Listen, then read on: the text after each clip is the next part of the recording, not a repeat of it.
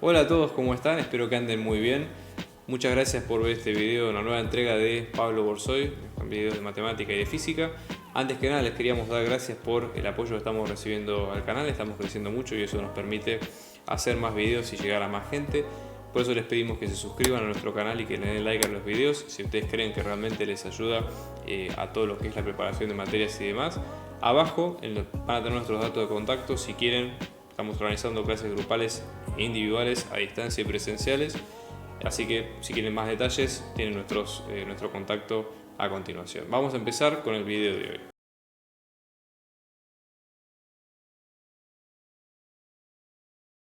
Vamos a arrancar esta parte que tiene que ver con los extremos condicionados.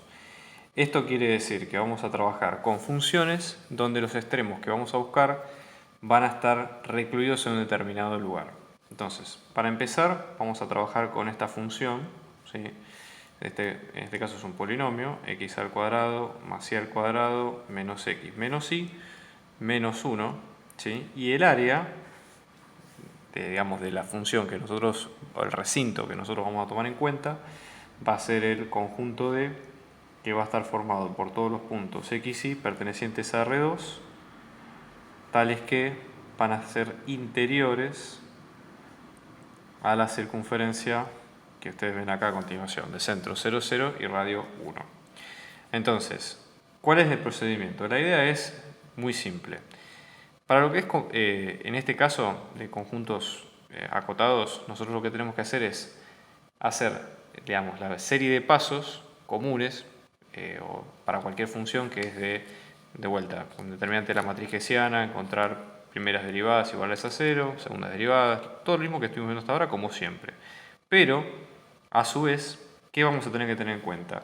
¿Cuáles de esos puntos están dentro del dominio? Porque el dominio acá, digamos, el conjunto D, nosotros podríamos, si ustedes se fijan, es un conjunto cerrado y podemos separarlo en dos partes. Primero, nosotros tenemos el interior, ¿sí? En este caso, para el interior de esta circunferencia sería con la desigualdad estricta, o sea, habría que ver qué puntos de los máximos y mínimos comunes están dentro de este conjunto y luego ver lo que sería la frontera, ¿sí? En este caso esta nomenclatura sirve para fronteras de conjuntos, que está dado ahora sí exclusivamente por la circunferencia, ¿no? ¿Cuál es la idea? Es que en realidad en la circunferencia o esta igualdad nosotros la podemos trabajar con Lagrange y después ver del resto, ¿no? O sea, en este caso nosotros estamos definiendo nuestro conjunto de como que es la unión entre el interior, ¿sí? Y el borde. Entonces, para el interior, ¿sí? Son todos los x0 que cumplen todas las condiciones de primeras derivadas y demás que están incluidos en el dominio, ¿sí? Y en el borde, acá lo tenemos que usar con Lagrange. El teorema de Lagrange hay varias maneras de explicarlo, ¿sí? Básicamente lo que nosotros vamos a hacer es sumarle una condición, una restricción a la función y luego estudiarla en esos puntos. Hay varias maneras de hacerlo, ¿sí? O sea, el multiplicador de Lagrange es una técnica. También lo que se puede hacer es directamente reemplazar, digamos, la función a estudiar en el punto que corresponde y ver qué es lo que ocurre. O sea, vamos a ver los dos casos, ¿no? Entonces, primero, vamos a encontrar los puntos dentro del interior del conjunto de sub 0. De vuelta a lo mismo, hacemos los pasos de siempre. Hacemos la primera derivada respecto de x, que nos va a quedar como 2x menos 1. Fíjense, primera derivada respecto de y, que en este caso nos va a quedar como 2y menos 1. Igualamos a 0, en ambos casos, para encontrar cuáles son los puntos que nos quedan, ¿sí? Entonces en este caso tenemos 2x igual a 1 o x igual a 1 medio, y acá lo mismo, y es igual a 1 medio. Con lo cual de acá uno de los puntos va a ser 1 medio, 1 medio. ¿Okay? 1 medio, fíjense que corresponde, ¿sí? Con la clasificación. Acá la idea es, antes de ver si es máximo o mínimo y demás, lo que convendría hacer, dado que estamos hablando de criterios condicionados, directamente sería evaluar cuánto nos da la imagen de la función en el punto. Básicamente como para, digamos, sacarnos de dudas en este caso, ¿no? Entonces la imagen de 1 medio va a ser 1/4 más 1/4 menos 1/4 menos 1 medio, perdón, menos 1 medio, menos 1, menos 1 medio, menos 1 medio es menos 1, menos 1 es menos 2, un cuarto más un cuarto es 1 medio menos 2 es 1 medio menos 3, menos 4 medios, que va a quedar como menos 3 medios. O sea, ese sería el valor en ese punto, ¿sí? Vamos a ver en este caso ahora para los extremos de, digamos, si lo reemplazamos en la función que corresponde, ¿no? En el borde. Entonces, en el borde, como el borde es esta circunferencia, nosotros podemos decir, bueno, ¿hay alguna forma de que esta circunferencia nosotros podamos reemplazarla en los puntos que corresponden de este caso? ¿Sí? Entonces, una manera, por ejemplo, sería decir, bueno, acá lo que habría que hacer sería reemplazar x al cuadrado más y al cuadrado directamente, ¿sí? Y luego evaluar cuáles son los puntos que podrían llegar a corresponder con lo que estamos viendo acá en cuestión. ¿Sí? Es una forma. Pero la forma más acabada de hacerlo sería con la restricción de Lagrange. Entonces, ¿qué es lo que tenemos que hacer? Fíjense, vamos a copiar nuevamente. Vamos a tener en este caso la función f de x y, ¿no? Todo esto. Fíjense. Bueno, una de las formas, por ejemplo, es la siguiente. Está la función y esta es la restricción, ¿no? Que es justamente el círculo. ¿Qué es lo que vamos a hacer nosotros? A la restricción, si nosotros la ponemos como similar, entre comillas, y lo cito entre comillas para que no se confunda el concepto, si nosotros lo hacemos de forma similar a lo que veníamos haciendo antes, ¿qué es lo que vamos a hacer? Poner todas las variables de la ecuación de un solo lado, de manera tal de armar una función, ¿sí? En términos de x y de y con la restricción en cuestión. La restricción en cuestión es esta justamente, ¿sí? La igualdad de x al cuadrado más y al cuadrado igual a 1. Entonces, esto lo tratamos como función y entonces ahora el operador que tenemos que optimizar, ¿sí? Va a ser la combinación de esta función más la restricción. Es decir, en este caso lo que vamos a armar es una función nueva, supongamos función de Lagrange, función auxiliar, en términos de x y, que va a estar dada por dos partes. Primero vamos a tener la función que queremos evaluar, ¿sí? F de x y a esto le agregamos justamente lo que es el multiplicador de Lagrange. Hay toda una teoría desarrollada, ¿sí? Respecto a esto, pero en este caso lo vamos a dejar expresada de esta forma. ¿Qué quiere decir? Nosotros de esta nueva función lo que hacemos es que creamos una nueva función que lo que dice es que la restricción, una parte proporcional a esa restricción, que es lo que dice ese valor lambda, lambda es un escalar que pertenece a los números reales, se puede optimizar como si fuera toda una sola función. Si nosotros tuviéramos más de una restricción, ¿sí? Es decir, si tuviéramos más conjuntos, que de hecho en los ejercicios que siguen lo vamos a ver, cada una de las restricciones se tiene que considerar como si fuera una función aparte y lo que se hace es se sigue sumando, si tenemos 1, 2, 3 o n restricciones, sumamos las correspondientes con los lambda, lambda 1, lambda 2, etcétera, etcétera. Y ahora trabajamos en esta función nueva como siempre, como si fuera una función desde cero con la misma metodología de siempre, ¿no? Entonces, nuestra nueva operación, igualmente acá hay que tener cuidado porque solamente en esta función, solamente lo que estamos haciendo es optimizando en la restricción. Por eso hay que complementarlo con el paso anterior que es dentro del conjunto original.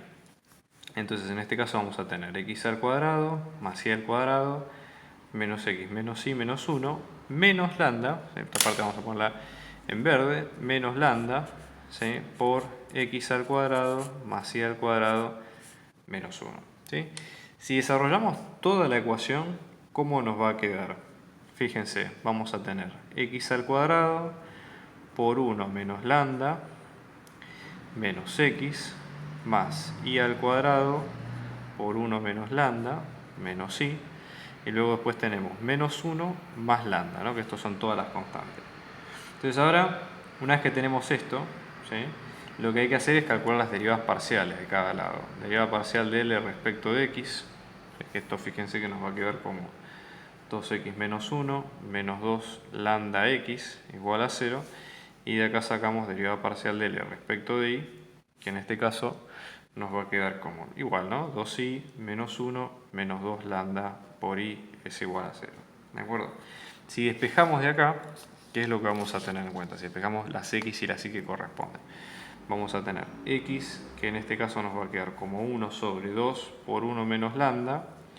Y después tenemos y, que en este caso nos queda como 1 sobre 2 por 1 menos lambda. O sea, el mismo x y el mismo y. ¿Cuál es el tema acá? Primero la restricción, fíjense en ambos casos no podemos dividir por 0, con lo cual lambda necesariamente tiene que ser distinto del número 1, ¿sí? Y la idea justamente es ver qué es lo que ocurre en cada caso. Entonces, primera condición, vemos que x y y son iguales, entonces el punto en cuestión, ¿qué es lo que nosotros sacamos acá? Que x y y son iguales, con lo cual lo que habría que hacer sería reemplazarlos en la tercera ecuación, que sería, esto está pensado para reemplazarlo, ¿dónde? Reemplazarlo en la restricción, ¿sí? Es decir, nosotros vamos a tener, volvemos a copiar acá, ¿no? La restricción g de x y, nosotros nos había quedado como x al cuadrado más y al cuadrado igual a 1. Nosotros hemos despejado que x e y valían lo mismo y que ambos casos valían 1 sobre 2 por 1 menos lambda. Cuando lo reemplazamos, esto nos queda 1 sobre 4 por 1 menos lambda al cuadrado, lo mismo a este lado, ¿sí? Entonces vamos a tener 2 sobre 4 por 1 menos lambda al cuadrado igual a 1. Fíjense de acá, esto vamos a tener 1 sobre 2 por 1 menos lambda al cuadrado es igual a 1. 1 es igual a 2 por 1 menos lambda al cuadrado. 1 medio es igual a 1 menos lambda al cuadrado.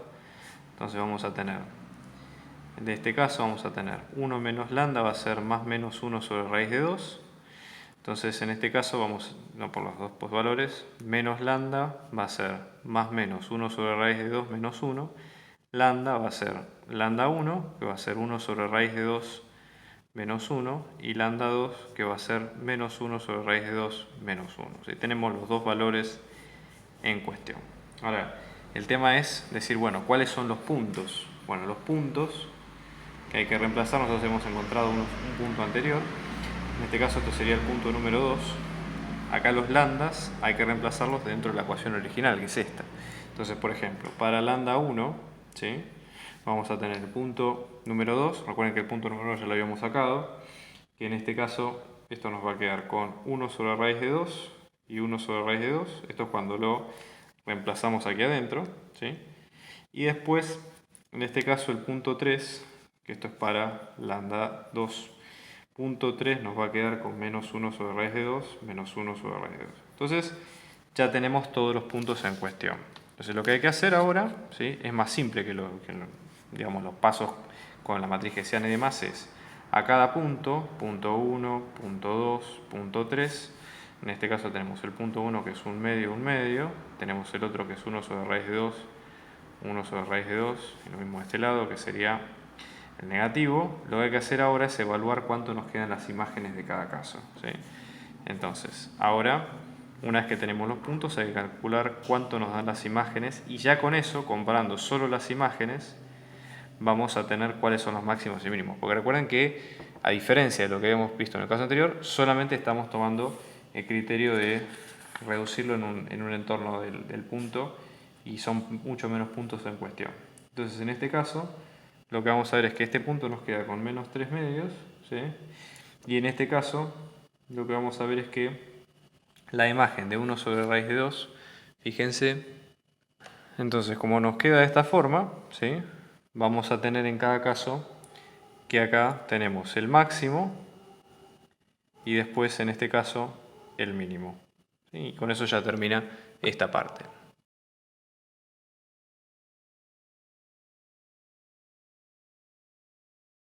Un caso un poquito más complejo, donde vamos a tener una función de 3 variables, ¿sí? Pero está restricta a lo siguiente, que es 2 restricciones, por el hecho de que la idea sería la siguiente. Fíjense, vamos a tener una función f de x y z, polinómica, por suerte, fácil de derivar y de trabajar. Y lo que vamos a tener es que tenemos dos superficies. Vamos a tener superficie 1, que en este caso es x al cuadrado más z al cuadrado es igual a 2. Y después tenemos una superficie 2 que va a ser y por z es igual a 2. Y la idea es encontrar los puntos en la curva que sea la intersección de estas dos que ustedes ven acá a continuación.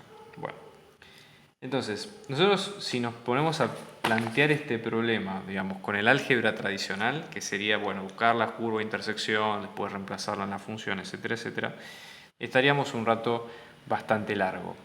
Porque de alguna forma, digamos, el problema parece bastante complejo. Pero lo bueno es que Lagrange de alguna manera nos da la posibilidad de hacerlo más simple, ¿sí? Entonces, En este caso, fíjense, como estamos hablando de la intersección de una curva, que va a ser la intersección de S1 con S2, ¿qué es lo que nosotros tendríamos que hacer? Calcular todo este tema con Lagrange, ¿sí? A lo mejor sin hacer, digamos, todas las cuentas de los puntos en general, porque no es un poco la idea. Y acá tenemos que aplicar otros criterios un poco distintos, ¿sí? Por el hecho de que estamos hablando de una curva en particular. Entonces, vamos a pensarlo primero, ya les digo, como dos funciones y trabajarlo, digamos, ambas restricciones de las dos maneras posibles. Entonces, de la superficie 1 vamos a considerar una función, supongamos que la llamamos g de x y z, pasamos todo a un solo lado y esto nos va a quedar como x al cuadrado más z al cuadrado menos 2. Hacemos lo mismo pero para el caso de la superficie 2, vamos a tener, supongamos, h de x y z, que en este caso esto nos va a quedar como y por z menos 2. ¿Sí? Y ahora, al momento de construir el operador laplaciano, ¿sí? En términos de x, de y, de z, hacemos lo mismo. Acá vamos a tener la función f de x y z menos lambda 1, porque ya tenemos una sola condición acá, ¿okay? Por g de x y z menos lambda 2 por h de x y z. ¿Sí? Bueno, entonces en este caso nuestro operador completo nos quedaría, ¿no? xz menos yz menos lambda 1 por x al cuadrado más z al cuadrado menos 2 menos lambda 2 por iz menos 2. Y ahora, ¿qué tenemos que hacer? Acá tenemos tres variables. Entonces, la idea es encontrar las tres derivadas. Si lo pensamos como sistema de ecuaciones, nosotros, ¿cuántas incógnitas tenemos? Digamos, esta cuenta, digamos, de sobre o así rápida hay que hacerla siempre por las dudas. Nosotros como incógnitas vamos a tener las tres variables para los puntos, ¿no?, que queremos calcular, y después las dos multiplicadores de Lagrange, o sea que en total hay 5. ¿Cuántas ecuaciones podemos llegar a tener? Bueno, primero podemos considerar como válidas, de hecho son válidas, las ecuaciones de las restricciones en general, ¿sí? S1 y S2. Y después las derivadas parciales del operador de Lagrange que vayamos calculando. Entonces son 5 ecuaciones, 5 incógnitas. Y con eso ya podríamos calcular cada una de las partes, ¿sí? Entonces vamos a hacer lo siguiente, ponemos ahora las derivadas parciales y cómo nos quedarían las ecuaciones. Observen ustedes qué es lo que ocurre. Acá tenemos las 5 ecuaciones, ¿no? Entonces vamos a empezar a trabajar. Como primer paso, si tomamos la ecuación 2, podemos encontrar una relación entre z y lambda 2. Fíjense, factorizando vamos a tener de acá de la ecuación 2, z por menos 1 menos lambda 2 es igual a 0, lo cual para que una igualdad sea 0 da dos casos. Vamos caso A, que z sea igual a 0, y el caso B, en este caso que lambda 2 sea menos 1. Son las dos posibilidades. ¿Qué ocurre en el caso de que z sea 0? Si z es 0, ¿sí?, no podemos satisfacer la ecuación 5 porque anularíamos, digamos, esta igualdad, con lo cual descartamos directamente este caso y nos centramos en que lambda 2 sea menos 1. Eso simplifica las ecuaciones porque fíjense que en definitiva, si lambda 2 pasa a ser menos 1, ¿sí?, vamos a tener en este caso menos 1 acá, con lo cual esto va a pasar a ser menos z más z es igual a 0. Después vamos a tener más 2 acá. Y luego, en este caso, ya podemos empezar a despejar cuánto nos queda. Perdón, acá sería el que es con más y este con menos. Bien, entonces ahí podemos empezar a despejar cuánto nos van a quedar las distintas variables. ¿Okay? Ya les digo, vamos a ahorrarnos un poco ese álgebra porque es mucha cuenta. Háganlo ustedes más adelante, pero van a ver que es posible sacarlo. Entonces, reemplazando, vamos a llegar básicamente a lo siguiente, que lambda 1 nos va a quedar como z sobre 2x, ¿sí? Luego vamos a tener que x va a valer igual que z, x al cuadrado es igual a z al cuadrado, ojo con esto, porque hay que desdoblarlo en los valores positivos y negativos. Y después, reemplazando, más adelante, llegamos a que x puede ser más o menos 1, con lo cual, reemplazando en esta ecuación, con lo cual z también va a ser más o menos 1 y tenemos que tener cuidado con todas las combinaciones posibles, ¿sí? Entonces vamos a ver todas las combinaciones que efectivamente haya que calcular. Entonces vamos a tener, por ejemplo, para el primer caso, supongamos que x es igual a 1, eso implica x al cuadrado es igual a z al cuadrado, como habíamos dicho acá en este caso. Vamos a tener dos posibilidades, que z puede ser más o menos 1, ¿sí? Con lo cual abrimos las dos. Z es igual a 1, reemplazando acá, vamos a tener en este caso que y va a ser 2, y luego z es igual a menos 1, con lo cual y va a ser menos 2. Ya tenemos ahí, ya vamos armando la familia de puntos, ¿no? X es igual a menos 1, vamos a tener x al cuadrado es igual a z al cuadrado, z de vuelta vuelve a ser más o menos 1 y de vuelta las mismas opciones que encontramos en este punto, ¿sí? Entonces, ¿cuáles son los puntos que nosotros encontramos como combinación? Bueno, fíjense que tenemos 1, 2, 3, 4, siguiendo todas las terminaciones, más los lambda que ya habíamos calculado, ¿sí? Entonces, los lambda, más allá de que no son variables del punto, pero es importante considerarlas porque hacen sentido a toda la ecuación en general. Entonces vamos a tener punto 1, ¿sí? Que nos va a quedar como 1, 2, 1, ¿sí? Después vamos a tener lambda 1, que es un medio, lambda 2, que es menos 1, y así sucesivamente.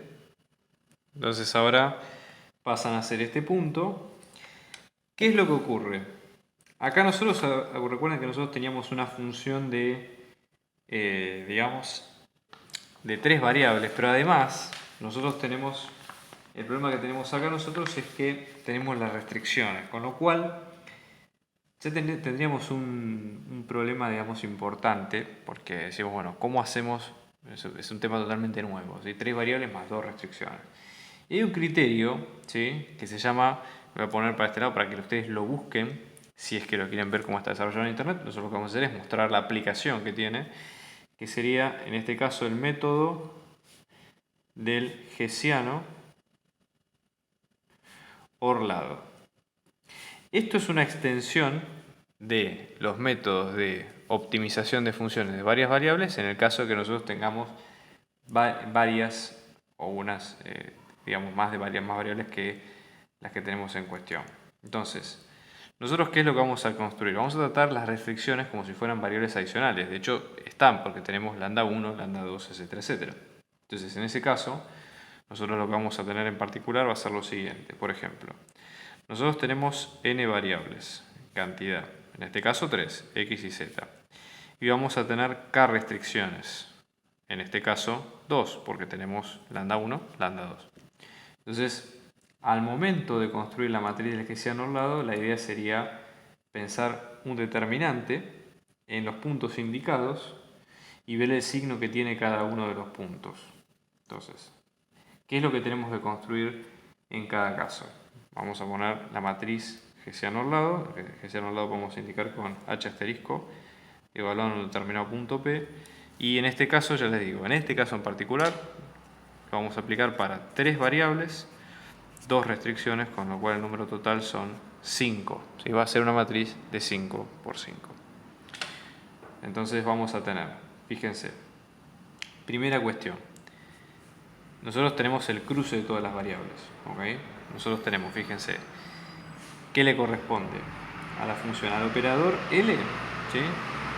En este caso, nosotros vamos a tener para el operador L las 3 variables x y z, ¿sí? Y luego, en vez de trabajar con lambda 1 y lambda 2, nosotros tenemos 2 restricciones, o sea que tenemos g sub 1 en función de x y z, y luego tenemos g sub 2 en función de x y z, ¿sí? Esa sería la idea. Entonces, nosotros vamos a considerar para cada parte las variables que corresponden. Entonces, en primer lugar, vamos a tener el determinante. Esto se puede dividir en 4 partes. Para la G1, ¿sí? Nosotros vamos a tener las primeras derivadas parciales o todas las derivadas parciales, ¿sí? Según la cantidad de variables que tengamos. Después tenemos para G2 lo mismo. Y luego, finalmente, para las derivadas segundas del lagrangiano, que en este caso lo tenemos en términos de x y en términos de y. O sea, derivadas cruzadas o derivadas repetidas, etcétera, etcétera. ¿Qué es lo que ocurre? Tenemos una matriz de ceros, ¿sí? En este caso la cantidad de ceros es una matriz cuadrada que viene dada por la cantidad de restricciones. En este caso va a ser de 2 por 2. Esa sería la idea. Entonces, en limpio, ¿cómo nos quedaría ese determinante? Vamos a pasarlo en limpio. Fíjense, el hessiano del punto nos va a quedar. Yo voy a copiar el resultado para que vean. Fíjense, en este caso vamos a tener las matrices de derivadas parciales, por ejemplo, respecto de G1, respecto de G2, en forma de fila y en forma de columna, ¿sí? Y después esta matriz cuadrada, escondida en rojo acá, que es la matriz hessiana de, en este caso, ¿sí? Del laplaciano completo que nosotros habíamos evaluado. Entonces, una vez que nosotros tenemos esto, lo que hay que hacer es calcular, o sea, cómo nos quedaría la matriz.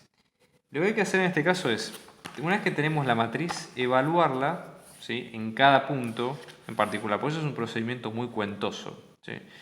Y ver cuánto nos va dando, ¿sí?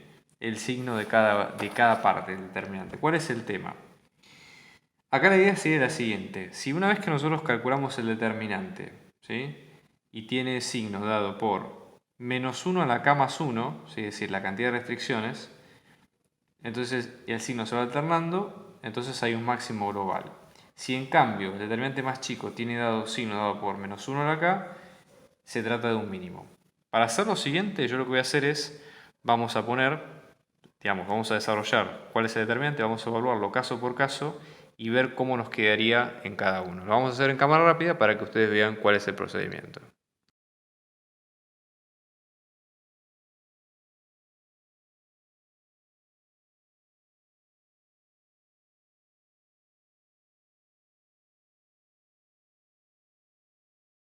Quedaría de esta forma, ¿sí? O sea, esto es el determinante reemplazando en cada una de las matrices que nosotros vimos a continuación y cuánto nos va a quedar en cada caso. Entonces, ¿cuál es la idea?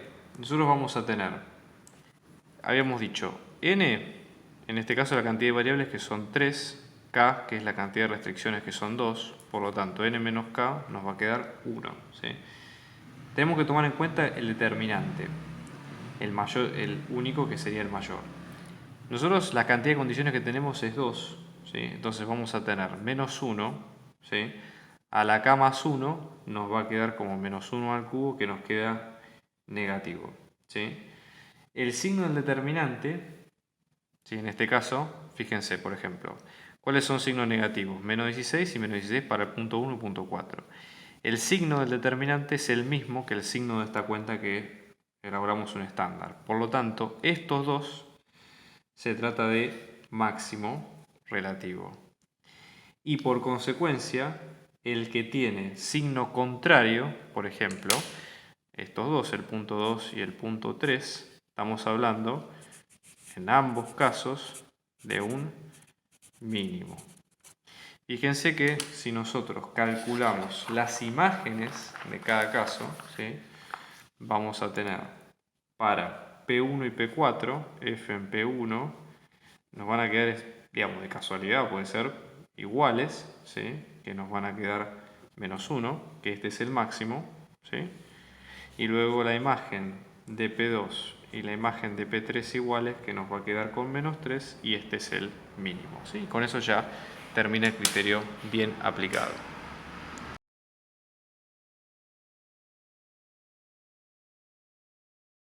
Otro caso, que en este es un poco más especial por lo siguiente. Fíjense que acá lo que vamos a tener va a ser una función, tenemos que encontrar los extremos de un polinomio también, pero con la particularidad de que la región sobre la cual tenemos que encontrarlo es un triángulo con los siguientes vértices, ¿no? 0, 0, 1, 0 y 1, 4. ¿no? Obviamente esto sería el interior y la frontera del triángulo. Entonces vamos a hacer un pequeño dibujo como para entender cuál sería la región a la cual nos estamos refiriendo en este caso, ¿no? Vamos a tener Ix, tenemos el primer punto, que es el 0, 0, el 1, 0, no lo estoy dibujando a escala, ¿no? Obviamente para que se entienda, y luego tenemos el 1, 4. Entonces la idea es que si el recinto queda de esta forma, habría que tratar de exponer las distintas curvas con distintos criterios de, digamos, decir, qué funciones se pueden pensar a partir de acá y después ir reduciéndolas conforme lo que nosotros vayamos evaluando, ¿no? Entonces, vamos viendo. Por ejemplo, tenemos varias partes, o deberíamos de alguna forma, si tuviéramos que aplicar el criterio, ¿sí?, deberíamos tratar de reemplazar en los distintos segmentos todas las partes que corresponden, ¿no? Entonces, vamos a tener en cuenta, supongamos, una recta que conecte el 1, 4 con el 0, 0 sería una función, por ejemplo, que pasa por origen, que tiene, me avanzo 1 a la derecha y subo 4 para arriba, con lo cual tendría una pendiente de 4. ¿Sí? Entonces, la parte 1, en azul, estamos con la recta y es igual a 4x, es decir, en forma de segmento sería x para x, 4x para y, y en este caso x tendría que estar comprendido entre 0 y 4, por ejemplo. En la segunda parte, supongamos que tomamos una recta constante. En el caso este, la recta y igual a 0, ¿no? Entonces, vamos a tener x, 0. En este caso x, por ejemplo, está entre 0 y 1. Y en el tercer caso estamos hablando de esta sección de la recta. O sea, vamos a tener x que vale 1, por lo tanto vamos a tener 1y como función. Y en este caso y va a estar comprendido entre 0 y 4. Y estas serían las tres porciones que tenemos que evaluar. Entonces, fíjense que en este caso lo que hay que hacer es evaluar las derivadas parciales, ¿sí?, y ver, digamos, el mismo criterio que habíamos visto para la matriz hessiana, ¿sí?, y tratar de entender cuáles son los elementos que corresponden. Entonces vamos a proceder. Calculamos la primera derivada respecto de x, que nos va a quedar como y menos 1 menos 1. Primera derivada respecto de y, que nos queda como x menos 1. Igualando a 0 en cada caso, vamos a despejar. X es igual a 1 medio e y es igual a 3 medios. ¿Sí? Tenemos que preguntarnos, ¿este punto pertenece acá dentro del triángulo? Fíjense, x1 medio está acá, x3 medios está por acá, con lo cual el punto efectivamente sí pertenece y lo vamos a tener como, digamos, un punto de referencia ante esta situación. ¿Okay? Entonces ahora, recuerden como habíamos dicho al principio, el triángulo es el triángulo y la frontera, ¿sí? Es decir, el triángulo sería el interior con el borde, siendo que el borde está hecho de estas tres rectas que caracterizamos acá. Entonces, se puede hacer de varias maneras esto. Se puede pensar con el criterio de Lagrange, es una opción, o la otra es pensarlo con reemplazando la parametrización en cada uno de los segmentos, por ejemplo, sucesivamente con el primero, el segundo y el tercero, y después ir reemplazando y viendo qué es lo que ocurre. Y viendo cuál es el máximo mínimo en cada caso. Lo que ocurre en estos casos es que, como estamos reemplazando curvas, pasamos a tener funciones de una sola variable, tenemos que hacer el retrabajo para una sola variable y ver cuánto queda en cada caso. Entonces, vamos a reemplazar, por ejemplo, la ecuación 1, ¿sí?, que tenemos y es igual a 4x. En ese caso, la función va a ser de x y 4x, sustituyendo va a quedar como 2x por 4x menos 1 menos x menos 4x. ¿Okay? En limpio esto quedaría como 8 por x al cuadrado menos 7x. Al derivar e igualar a 0, distinto de esto, ¿no? Pero el derivar e igualar a 0 esto va a quedar como 16x menos 7. Y reemplazando x nos va a quedar con 7/16. Entonces, nosotros tenemos 7/16 cuando calculamos la derivada parcial respecto de y. En este caso,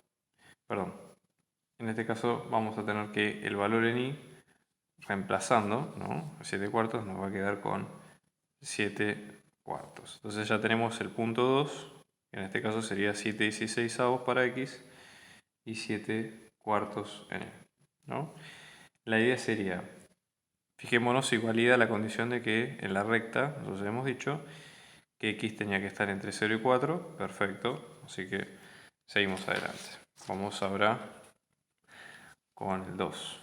¿No? ¿Qué es lo que ocurre? Por ejemplo, cuando ahora tenemos la función que va a pasar por x0, es decir, en y va a valer 0, esto nos va a quedar como 2x por 0 menos 1 menos x menos 0. ¿Sí?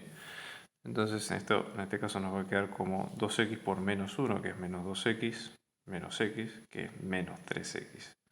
¿Okay? Entonces, al momento de hacer la derivada, esto nos va a quedar con menos 3. ¿Sí? En este sentido, lo que estamos viendo en este caso es que, fíjense que no hay ningún punto que la derivada sea 0, con lo cual no va a haber un punto crítico en ese punto, en este segmento, por lo menos por ahora. Y vamos a ver ahora la tercera parte, donde en este caso la función va a ser sobre 1i. Entonces en este caso nos va a quedar reemplazando, vamos a tener, ¿no? 2 por 1 por i menos 1 menos 1 menos i, que esto vamos a tener 2 por i, 2i, menos 2, menos 1, menos i, que esto va a quedar con i menos 3. Entonces en la derivada, el que vaya a quedar con 0, eso implica que i va a valer 3, ¿sí? Y en este caso ya tenemos un tercer punto que va a ser x1 e y3, y que sería otro de los segmentos en este sentido. ¿Okay? Esto para ir teniéndolo en cuenta. Perdón, en este caso la derivada nos va a quedar con 1. Aquí yo lo copié directamente, esto es distinto de 0, así que no va el punto. Entonces, en este caso, ¿sí? Los candidatos, nosotros ya habíamos dicho cuáles son los puntos. Otro de los temas importantes es el siguiente, que esto no está dicho, pero vale aclararlo. Los vértices del triángulo son candidatos potenciales a ser puntos críticos por el hecho que corresponden o configuran parte de la intersección de las curvas que tenemos que estudiar. Entonces, como esto es así, los vamos a incluir, ¿sí? En el estudio. Entonces, en la lista de puntos, supongamos, tenemos, por ejemplo, ¿no? El primer punto que es el 0, 0, el primer vértice, el segundo que es 1, 4, el tercero que es 1, 0, después tenemos un medio, 3 medios, y después tenemos 7 16avos, 7 cuartos. Todos estos son los candidatos y hay que estudiar qué es lo que ocurre en cada caso. Vamos a calcular esto por asunto, vamos a calcular las imágenes, nos van a quedar, hay que hacer las cuentas, ¿no? Pero nos va a quedar 0, 1, menos 3, menos 3 medios y menos 49 32avos. ¿Sí? Entonces, en definitiva, este sería el mínimo de esta restricción y finalmente este pasa a ser el máximo. En estos puntos están los máximos y mínimos pedidos.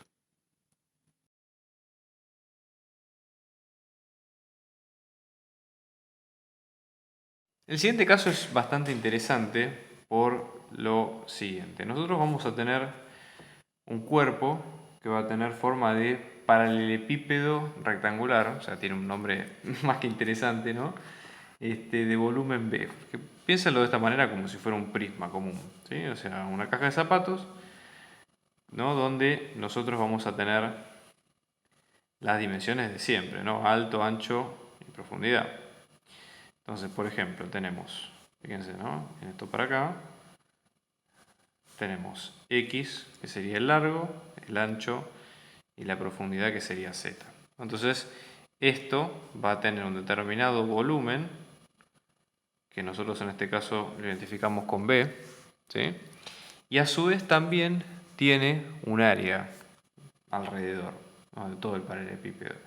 Entonces, ¿cuál sería esa área? Bueno, es como esto, piénselo de una forma como si nosotros quisiéramos envolver este prisma con un envoltorio para regalo, por ejemplo. ¿Cuál sería la superficie que tendríamos que calcular, por ejemplo, ¿no? Entonces, la idea de este ejercicio sería encontrar cuáles son x y z, es decir, las dimensiones, para minimizar el volumen, ¿sí? Con una determinada área, ¿sí? Es decir, queremos que, mejor dicho, queremos que para un determinado volumen fijo, el área que yo tenga que usar para envolver ese prisma sea la menor posible. Entonces, lo que hay que hacer en este caso sería minimizar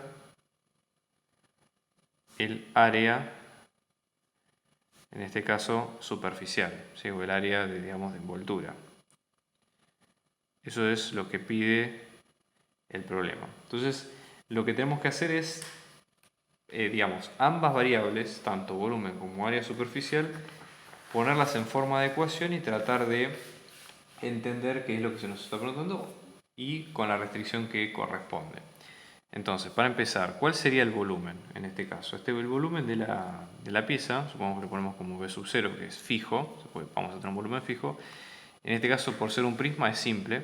¿Por qué? Porque nosotros tenemos el área de la base y lo multiplicamos directamente con la altura. Entonces ahí tenemos X por Y por Z, ¿sí? Y esto queda fijo, ¿sí? Entonces lo podemos pensar como una restricción más al problema que tenemos que encarar. Entonces, si nosotros tenemos B sub 0 menos X por Y por Z, o indistinto, ¿no? X y Z, menos la constante B sub 0, a esto supongamos que le llamamos la restricción número 1. Supongamos que le ponemos R sub 1 en función de X y Z, que es toda esta función que tenemos acá y a la cual después vamos a optimizar, porque en realidad lo que hay que optimizar acá no es el volumen, sino el área superficial de, digamos, de todo esto. A su vez nosotros decimos, ¿cómo calcularíamos el área? Bueno, el área sería la suma de todas las caras. Nosotros tenemos en este prisma, fíjense que tenemos 6 caras. Tenemos 2 caras con X por Z, ¿sí? 2 caras de este estilo, 2 caras de techo y base y 2 caras laterales. Entonces, el área en función de X, de Y y de Z va a ser 2 veces el par de cada una. Esto sería X por Y más Y por Z más Z por X. ¿Sí? Esto sería el área lateral completa. Entonces, en este caso, observen ustedes qué es lo que vamos a hacer. Para optimizar la función, ¿sí? Vamos a calcular el operador de Lagrange teniendo esta función y sumándole la restricción en este caso. Entonces vamos a tener el operador de Lagrange en función de X, de Y, de Z y de lambda, siendo lambda la restricción nueva que va a venir de este lado. Vamos a tener, ¿no? 2 por XY más 2 por YZ más 2 por ZX menos lambda, ¿sí? Por toda esta operación que en este caso va a ser X y Z menos B sub 0. ¿De acuerdo? Entonces eso sería, digamos, la función. Y ahora lo que hay que hacer es operar como siempre, tratar de calcular. Nosotros cuántas variables tenemos, 1, 2, 3, 4. Necesitamos 4 ecuaciones. La primera ecuación nosotros ya la tenemos en la ecuación de volumen, de entender que el producto de esas 3 variables nos va a dar esta constante, para empezar. Y después tenemos que calcular, ahora sí, las derivadas parciales. Derivada parcial de L respecto de X, de L respecto de Y y de L respecto de Z, ¿no? Entonces vamos a ver ahora cuánto nos va a dar cada una. Entonces, las ecuaciones van a quedar así, las derivadas del operador de Lagrange igualadas a 0. Lo que hay que hacer ahora es ir reemplazando punto a punto, ¿sí? Y ver cuánto nos va quedando en cada caso. Entonces, fíjense, ¿qué es lo que vamos a obtener en cada ocasión? Por ejemplo, si operamos con las dos ecuaciones, vamos a tener algo por el estilo, ¿no? De 2 por Y menos X, esto es igual a lambda por Z por Y menos X, ¿no? Entonces, tenemos varias opciones. Por ejemplo, primera opción, ¿qué ocurre cuando son distintos Y y X? ¿No? En ese caso, lo que vamos a obtener es que va a llegar a la ecuación de la siguiente forma. Y menos X nos va a quedar como lambda por Z por Y menos X, ¿sí? Lambda por Z nos va a quedar igual a 1. Reemplazando en la ecuación, vamos a llegar a que Y nos va a quedar como menos 2Z, pero lo que vamos a ver es que, ¿qué es lo que ocurre? Esta igualdad indica que Y tiene distinto signo que Z, y que es claro que por ser la longitud de una lista de una figura, tiene que ser positivo los dos. Entonces, no tiene sentido, digamos, en el sentido físico del problema. Entonces ahí nos da la pauta de qué ocurre cuando Y es igual a X, ¿sí? En ese caso, si Y es igual a X, estos dos términos se anulan, tenemos que recurrir a las primeras ecuaciones, en la que dice 2Y menos 2X es igual a lambda por Y por Z menos lambda por x por z también se anula, ¿sí? Cuando vamos a la tercera ecuación, esto nos va a quedar con 4x menos lambda por x al cuadrado igual a 0, y despejamos de acá o que x sea igual a 0 o que 4 sea igual a lambda por x. El problema que tenemos acá, obviamente, que x igual a 0 está indicando que el prisma tiene que tener un lado por lo menos de longitud 0, y eso no es posible, obvio, si no, no tiene sentido. Entonces, en este caso vamos, digamos, poniendo un poco en limpio las opciones que tenemos. Y igual a x y después tenemos 4 es igual a lambda por x, ¿sí? Reemplazando vamos a llegar a 2x más 2z menos 4z es igual a 0, es decir, x es igual a z. Y a lo que vamos es a que entendemos que x es igual a z, que es igual a y, ambos son iguales. Nosotros cuando vamos a la ecuación de volumen vemos que x por y por z, si los tres son iguales nos va a quedar con x al cubo. Entonces otra forma de pensarlo es que x sub 0 lo podemos pensar como b sub 0 a la 1/3, ¿sí? Ese es un resultado bastante interesante porque lo vamos a aplicar después cuando tengamos que hacer las derivadas parciales y demás, ¿no? Y a su vez, al momento de reemplazar en lambda, de lo que hemos dicho acá, 4 era lambda por x, lambda, al momento de despejarlo, esto nos va a quedar como 4 sobre b sub 0 a la 1/3. Y ya con eso tenemos una aproximación de lo que queremos ver.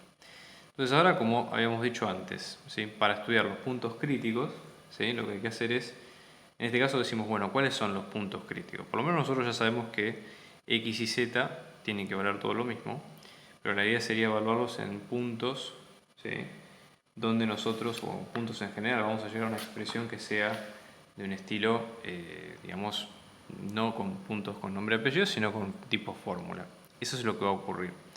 Entonces, como hemos dicho antes, para este método, que tenemos un lagrangiano con una restricción, vamos a usar el método de la matriz hessiana orlada, ¿sí? Es el mismo que habíamos aplicado al principio. Entonces, nosotros recuerden que teníamos, en este caso, vamos a tener la matriz hessiana orlada en función de x y z. Vamos a tener, recuerden, tenemos una sola restricción, con lo cual vamos a tener una matriz, así. La primera parte en 0, después tenemos las derivadas parciales de la restricción, o sea, derivada parcial de g respecto de x, derivada parcial de g respecto de y derivada parcial de g respecto de z, las mismas derivadas parciales pero en forma de columna, o sea, esto se repite, ¿sí?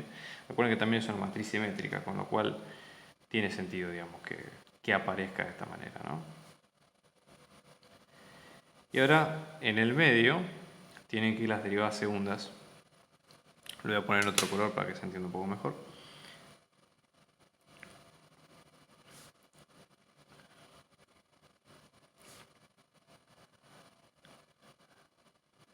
Y ahora las derivadas parciales cruzadas. Entonces, por ejemplo, ¿no? Esta otra. Después tenemos esta otra.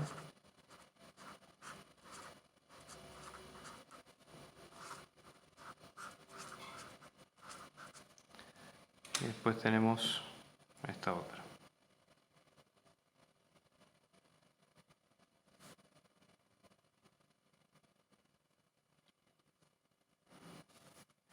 Entonces, al momento de hacer las derivadas y pasarlas en limpio, vamos a tener esta cuenta, ¿no? 0 acá, tenemos y por z, x por z, x por y, vemos este lado.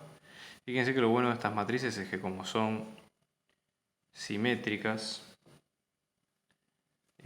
no tienen problemas, digamos, uno saca un solo lado y ya está, digamos, no hay demasiado inconveniente, ¿no?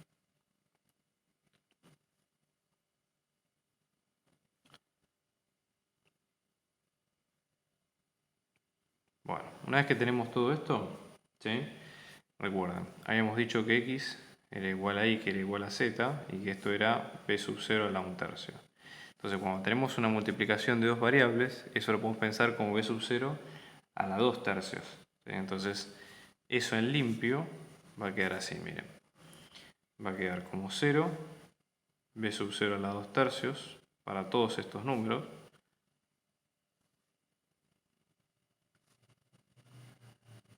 Vamos a tener 0 en la diagonal. Acá también, ¿no?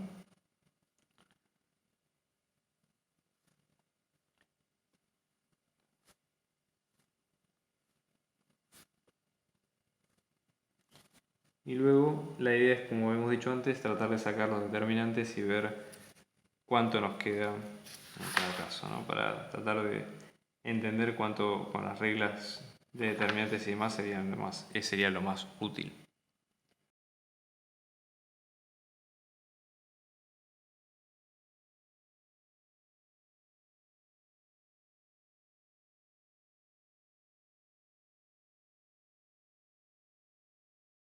Volvimos hasta acá, que es, básicamente, nosotros tenemos que los determinantes de las matrices que acabamos de calcular son negativos en ambos casos, con lo cual los puntos, ¿sí? Digamos, los puntos en cuestión son mínimos.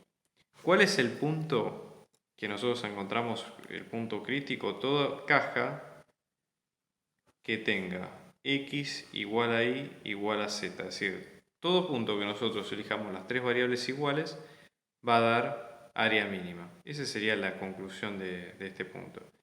Entonces, obviamente que nosotros hicimos la resolución para el caso más general. En general este tipo de problemas lo que tienen es una aplicación un poco más limitada porque depende justamente de cuáles son las dimensiones estrictas para, qué sé yo, volúmenes determinados o superficies determinadas o lo que sea. Entonces no hay demasiada vuelta con ese lado. ¿Sí? Esa sería la explicación final. Estamos organizando clases particulares, individuales y grupales para apoyo a las materias parciales y finales, así que abajo dejamos nuestro dato de contacto para si ustedes quieren contactarse y seguir averiguando de las clases lo pueden hacer. Un abrazo grande y muchos éxitos.